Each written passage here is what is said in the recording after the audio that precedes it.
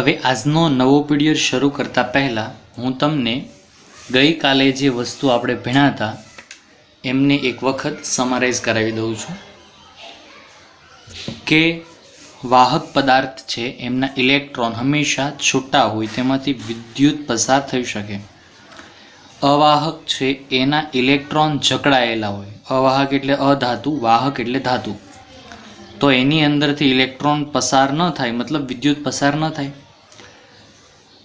કોઈ એક વાહક તારનો ધારેલો આડછેદમાંથી પસાર થાય એકમ સમયમાં જેટલો વિદ્યુત ભાર પસાર થાય તેને વિદ્યુત પ્રવાહ કહેતા હતા. એ મુજબ તેની વ્યાખ્યા આપણે લીધી હતી કે એકમ સમયમાં એકમ આડછેદમાંથી પસાર થતો વીજભારનો જથ્થો એટલે વિદ્યુત પ્રવાહ. એ અનુસાર આપણે સૂત્ર લીધું હતું વિદ્યુત પ્રવાહ ઇઝ ઇક્વલ ટુ વિદ્યુત ભારના છેદમાં સમય. ધેટ્સ મીન વિદ્યુત પ્રવાહ એટલે આઈ, વિદ્યુત ભાર એટલે ક્યુ અને સમય એટલે ટી, એટલે આઈ બરાબર ક્યુના છેદમાં ટી. સૂત્ર પરથી એકમ લીધો હતો. વિદ્યુત પ્રવાહ આઈનો એકમ, ક્યુનો એકમ સી અને ટીનો એકમ એસ, એટલે કે વિદ્યુત ભારનો એકમ કુલંબ સી, સમયનો એકમ એસ એટલે સેકન્ડ, એટલે આપણી પાસે એક એકમ આવ્યો હતો કુલંબ પ્રતિ સેકન્ડ. પછી આ જે બંને છે એના સ્થાન પર આપણે ઓર એક નવો લીધો હતો એકમ એમ્પિયર. બંને એકમો સરખા છે એટલે બંનેને આપણે સરખાવ્યા હતા, એટલે કે 1 એમ્પિયર ઇઝ ઇક્વલ ટુ 1 કુલંબના છેદમાં 1 સેકન્ડ. આવી રીતે હવે તમે આગળ એક એવી વાત ભણેલા કે ધારો કે પ્રોટોન હોય પ્લસ, ઇલેક્ટ્રોન હોય માઇનસ. આ બંને પાસે પોતપોતાની એક શક્તિ હોય જેને આપણે કહીએ છીએ વીજભાર. હવે એ વીજભાર છે એ કેટલો હોય તો એનું મૂલ્ય હોય 1.6 ગુણ્યા 10⁻⁹ ઘાત. તો ઇલેક્ટ્રોન પાસે પણ કેટલું હોય તો એની પાસે પણ એટલું જ હોય, 1.6 ગુણ્યા 10⁻⁹ ઘાત. હવે પ્રોટોન છે તો એનો વીજભાર પ્લસ છે એટલે આપણે અહીંયા પ્લસ વેલ્યુ રાખશું. ઇલેક્ટ્રોન છે એનો વીજભાર ઋણ છે એટલે આની વેલ્યુ આપણે ઋણ રાખશું, એટલે કે માઇનસ રાખશું. હવે ધારો કે આપણે કોઈ એક વાયર છે એમ લઈએ અને વાયરમાંથી જોવાનું છે કે કેટલો વીજભાર પસાર થાય. હવે સમજો કે આ એક આપણી પાસે તાર છે. આ આડછેદ આપણે ધારી લઈએ છીએ કે આડછેદમાંથી કેટલો વીજભાર પસાર થાય છે એ આપણે જોવું છે. તો કેટલો પસાર થાય છે એ જાણવું હોય. આ છે એ વીજભાર છે ઇલેક્ટ્રોન પરનો. આપણે કામ ઇલેક્ટ્રોન સાથે કરવાનું છે, પ્રોટોન સાથે નહીં. પ્રોટોનને કંઈ કામમાં નથી આવતો અભિહાલ માટે. તો જો એક ઇલેક્ટ્રોન પસાર થયો તો એનો મિનિંગ એવો થાય કે નહીં, 1.6 ગુણ્યા 10⁻⁹ ઘાત કુલંબ વીજભાર પસાર થયો. હવે અહીંયા ઋણ છે તો એ ગણિતની જેમ આની વેલ્યુ તમારે ઋણ નથી લેવાની. એ તો ઇલેક્ટ્રોનનો વીજભાર છે એટલે ઋણ છે. દાખલામાં ગણવામાં આવે તો એ ઋણ નથી લેવાનું. 2 ઇલેક્ટ્રોન પસાર થાય તો 2 વખત 1.6 ગુણ્યા 10⁻⁹ ઘાત પસાર થાય.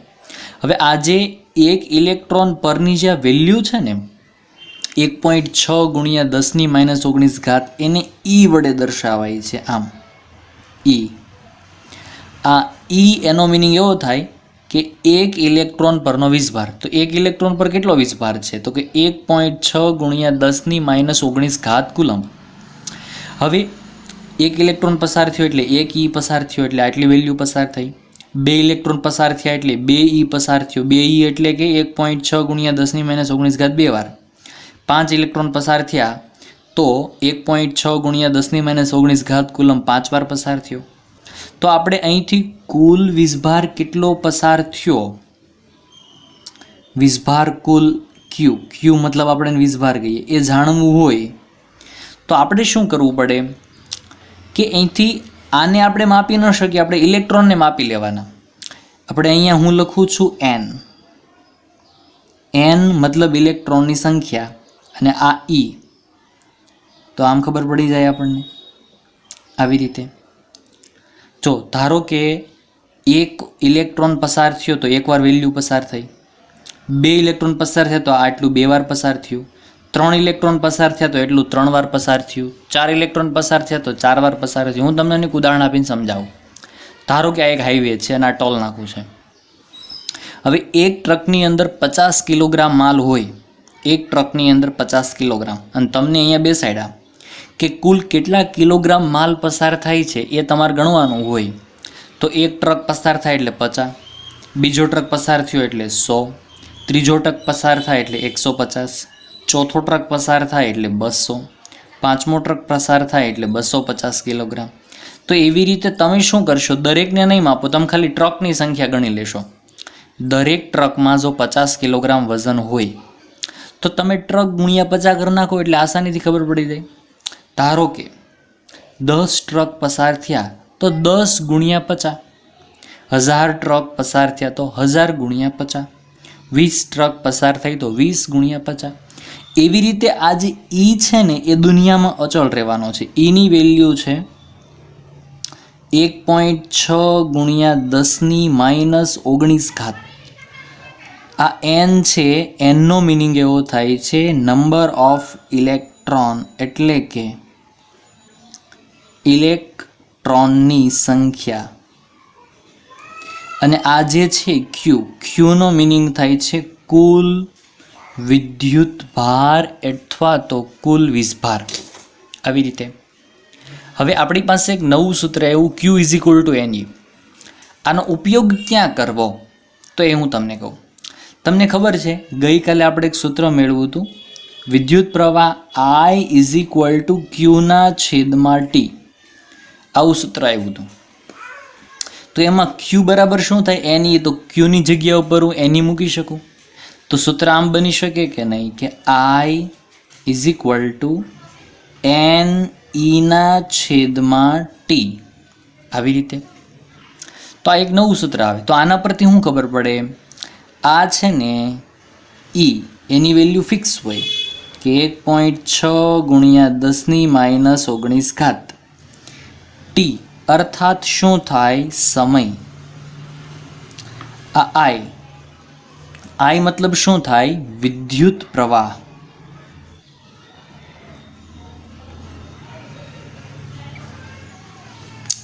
અને n મતલબ થાય ઇલેક્ટ્રોનની સંખ્યા.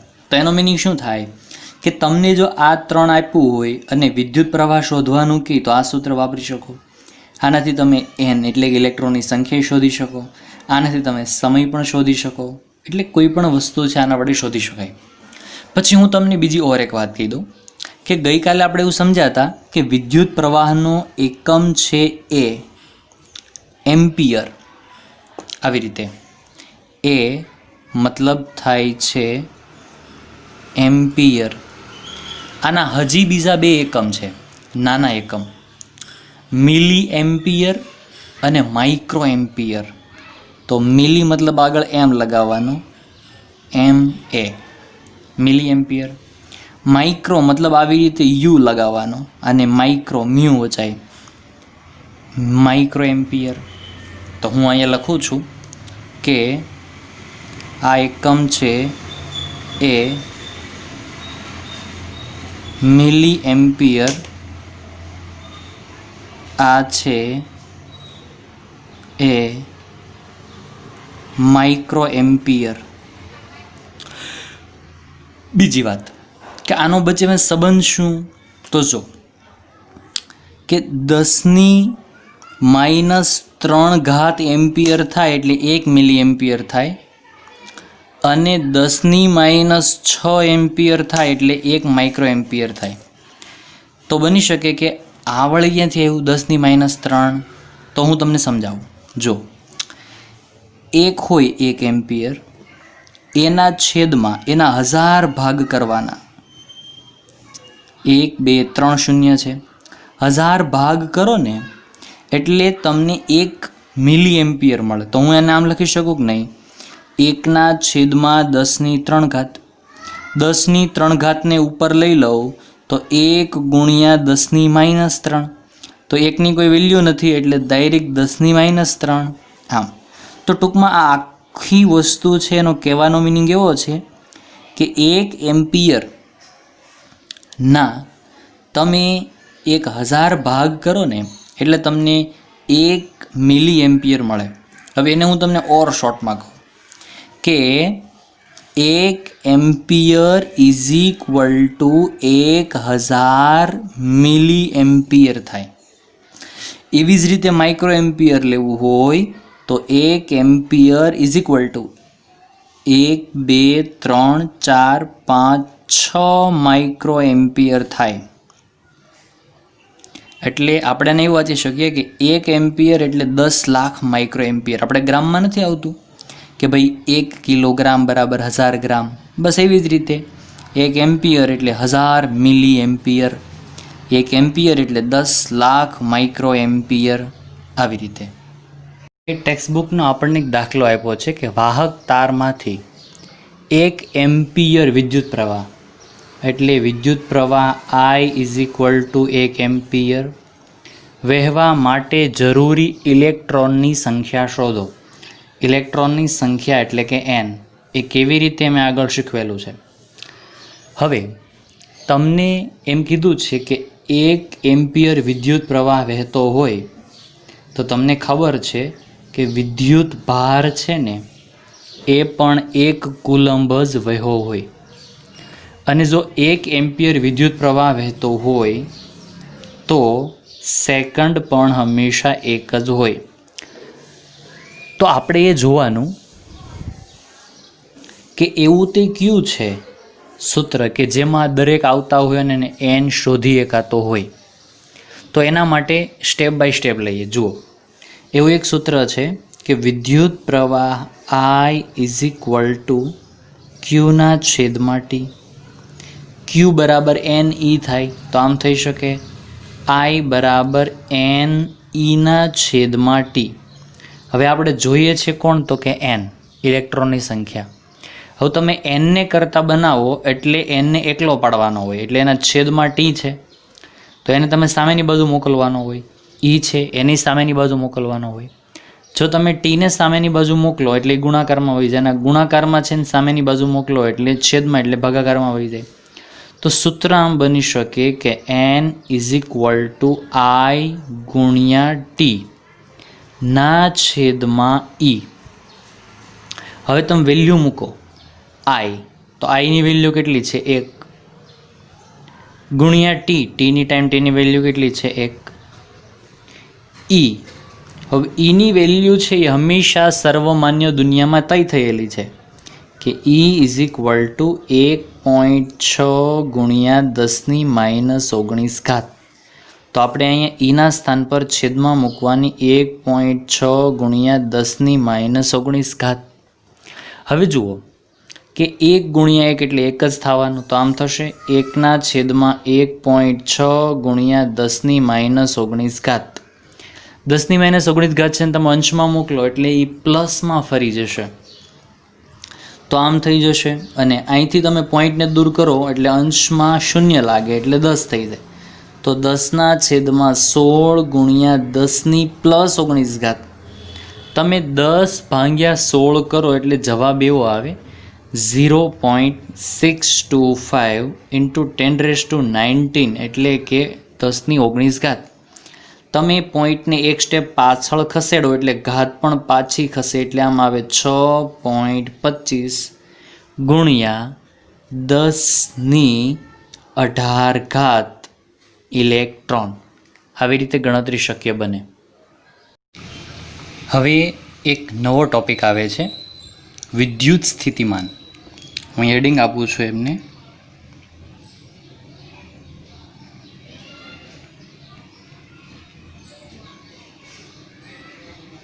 વિદ્યુત સ્થિતિમાન. વિદ્યુત સ્થિતિમાન કહેવાય કોને? એના માટે એક રચના સમજો તમે. આ એક પ્રકારનો એક એવું ક્ષેત્ર છે કે જેમાં આ બધા પ્રોટોન છે. પ્રોટોન છે એની પાસે ધન વીજભાર છે. તો અહીંયા આછું જે પેન્સિલથી છાયા પ્રકાશ કરેલું છે ત્યાં એ બધાનો વીજભાર છે એમ તમારે સમજવાનું. જેમ કે એક ચુંબક હોય તો ચુંબકની આસપાસમાં એની ચુંબકીય શક્તિઓ હોય બટ એ દેખાતી ના હોય બટ હોય ખરી. એવી જ રીતે આ બધાય ધન વીજભાર છે, એટલે કે એ બધા પ્રોટોન છે. અને પ્રોટોનની આસપાસમાં આ બધી શક્તિઓ છે, એટલે આપણે એ વિદ્યુતનું ક્ષેત્ર છે એમ કહીશું, વિદ્યુત ક્ષેત્ર. હવે વિદ્યુત ક્ષેત્ર છે, આની અંદર ક્યાંક ઇલેક્ટ્રોન પણ છે. તમારે એમ સમજવાનું કે આ પ્રોટોનનો એક સમુદ્ર છે, એની અંદર ઇલેક્ટ્રોન તરે છે, એટલે આમથી આમ આટા મારતા હોય. હવે એ ઇલેક્ટ્રોન સમજો કે અહીંયા છે એમ ધારી લઈએ. આમ હવે ઇલેક્ટ્રોન જ્યાં છે ને એ બિંદુને આપણે કહીશું એ બિંદુ. અહીંયા છે ઇલેક્ટ્રોન અથવા આપણે એની વીજભાર પણ કહીશું. હવે આ વીજભાર છે ને એને આપણે દૂરના અહીંયા એક બિંદુ પર, એટલે કે આ બી બિંદુ પર લાવવાનો છે. અનંત અંતરે બિંદુ છે એમ ધારવાનો. ટોપિક ખૂબ આસાન છે, જો તમે ધ્યાનથી સમજશો તો બહુ આસાનીથી ખબર પડી જશે. અને આ જે સવાલ છે 13મો સવાલ, એને તમે એક વખત તમારી નોટબુકમાં લખવાનું છે. પીડીએફની અંદર સવાલ નંબર 13 છે. સવાલ એવો છે, વિદ્યુત સ્થિતિમાન એટલે શું અને વિદ્યુત સ્થિતિમાનની વ્યાખ્યા આપો અને એનો એકમ જણાવો. આવો સવાલ છે, બરાબર.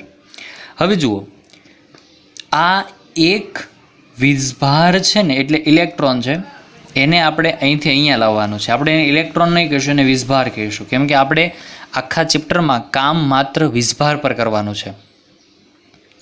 હવે આને જો મારે એ બિંદુ પરથી વીજભારને બી બિંદુ પર લાવવો હોય ને, તો એના ઉપર મારે કંઈક કામ કરવું પડે, એટલે કે અહીંથી મારે પકડીને અહીંયા લાવવો પડે. એના ઉપર કામ કરું તો જે ચાલવાનો છે. હવે જ્યારે એને હું અહીંયા લાવીશ ને તો એને પ્રોટોન ખેંચવાના છે. આ પ્રોટોન ને ઇલેક્ટ્રોન વચ્ચે આકર્ષણ હોય એટલે એને ખેંચી રાખશે. અથવા અમુક ઇલેક્ટ્રોન પણ અહીંયા હશે, ઇલેક્ટ્રોનને ધક્કો મારતા હશે, એમ સમજવાનું છે. આ પ્રોટોન છે તો એ ખેંચશે, ઇલેક્ટ્રોન છે એ ધક્કો મારશે. એટલે આકર્ષણ કે અપાકર્ષણની વિરુદ્ધમાં મારે કામ કરીને આ જે વીજભાર છે એને એ બિંદુથી લઈ અહીંયા, એટલે કે બી બિંદુ સુધી લાવવાનો છે. હવે એના માટે આપણે આખી એ પદ્ધતિ છે ને એને ઉદાહરણ સાથે લેવાની છે. અહીંયા હું સાઈડમાં અમુક એક રફ કામ કરીશું કે ભાઈ આની અંદર વીજભાર કેટલો છે અને કામ કેટલું કરવું પડે છે એની એક ગણતરી કરવાની છે. સમજો કે આ વીજભાર મેં માપી લીધો. એ જે વીજભાર ક્યુ છે એ વીજભાર ધારો કે 10 કુલંબ છે. 10 કુલંબ આ વીજભાર. હવે હું એમને ત્યાંથી પકડીને અહીંયા લાવું છું. પકડીને લાવવું એટલે કે આપણે જો કે બેટરી વડે લાવવાનું હોય, આપણે કોઈ દિવસ એને પકડી ન શકીએ.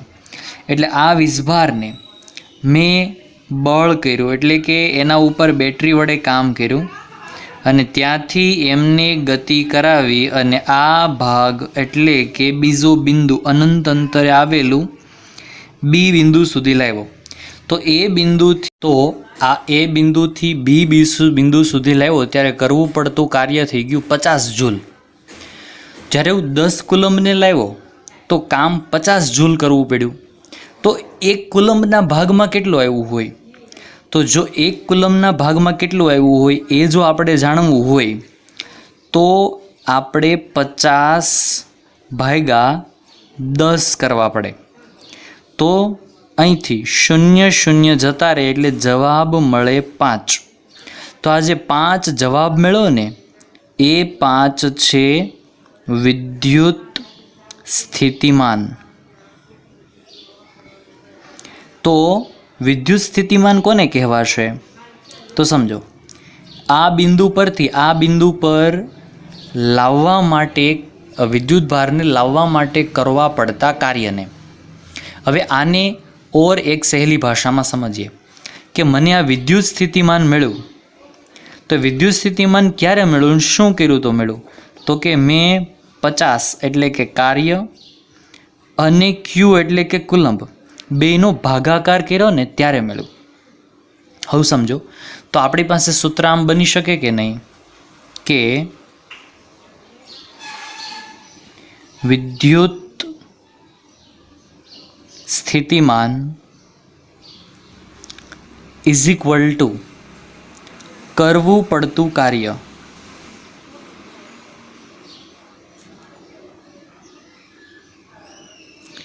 ના છેદમાં વિદ્યુત ભાર. આવી રીતે તો વિદ્યુત સ્થિતિમાન ઇઝ ઇક્વલ ટુ કરવું પડતું કાર્યના છેદમાં વિદ્યુત ભાર. તો એમ થાય કે નહીં, જો અહીંથી મેં કોઈ વીજભારને ઉઠાવ્યો, 1 કુલંબ હતો, એને અહીંયા લાવવા મારે 10 જૂલ કામ કરવું પડ્યું, તો વિદ્યુત સ્થિતિમાન 10. અહીંથી મેં કોઈ વીજભારને ઉઠાવ્યો, ત્યાંથી લઈ અને અહીંયા લાવવા માટે મારે જો 100 જૂલ કામ કરવું પડ્યું, તો વિદ્યુત સ્થિતિમાન 100 જૂલ. એટલે ટૂંકમાં કરવું પડતું કાર્ય છે ને એને જ વિદ્યુત સ્થિતિમાન કહેવાય.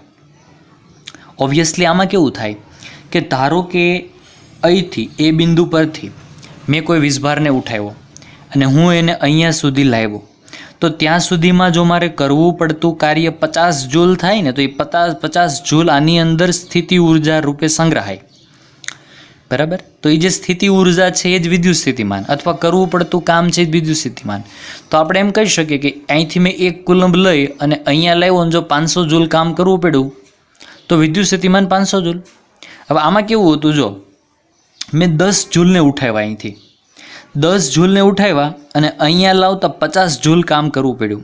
સોરી, જૂલ નહીં, કુલંબ. 10 કુલંબને અહીંથી ઉઠાવ્યા,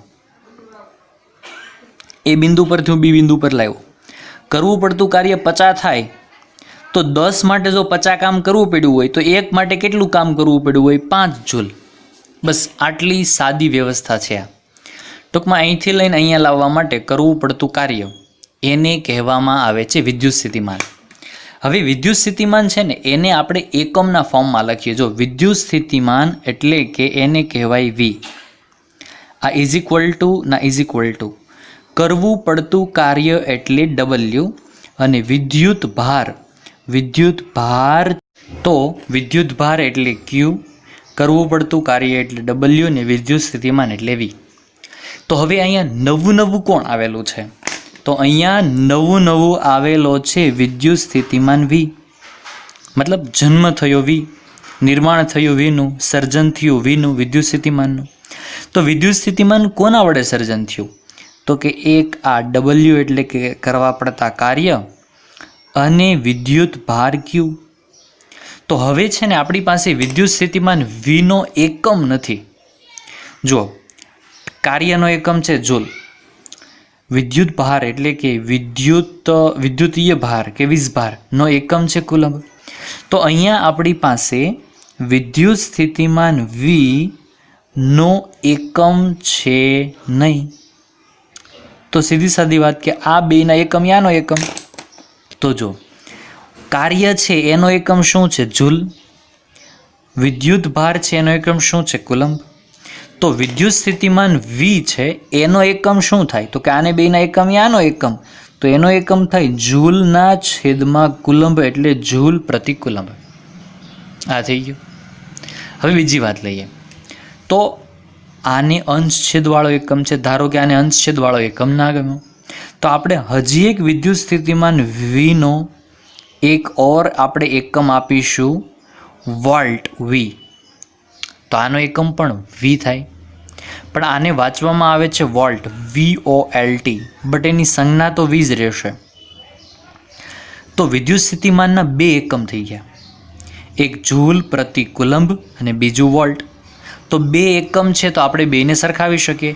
જો સરખાવી શકીએ તો આપણે એમ લખી શકીએ કે volt V is equal to joule જે ના છેદમાં કુલંબ સી. હવે સમજો, જો હું અહીંયા 1 લખું અને જો હું અહીંયા પણ 1 લખું તો અહીંયા પણ 1 આવે. તો આનો મિનિંગ શું થાય ખબર? કે જો 1 કુલંબ વીજભારને લઈ જવા માટે 1 જૂલ કામ કરવું પડતું હોય તો વિદ્યુત સ્થિતિમાન 1 વોલ્ટ કહેવાય. અથવા 1 કુલંબ વીજભારને લઈ જવા જો 100 જૂલ કામ કરવું પડતું હોય તો વિદ્યુત સ્થિતિમાન 100 વોલ્ટ. 1 કુલંબ વીજભારને લઈ જવા માટે 5000 જૂલ કામ કરવું પડતું હોય તો વિદ્યુત સ્થિતિમાન 5000. વોલ્ટ. એવી જ રીતે જુઓ અહીંયા, દાખલા તરીકે આને અહીંથી અહીંયા લઈ જવા માટે 1000 જૂલ કામ કરવું પડ્યું, તો વિદ્યુત સ્થિતિમાન 1000 વોલ્ટ. તો આ વાત થઈ વિદ્યુત સ્થિતિમાન Vની.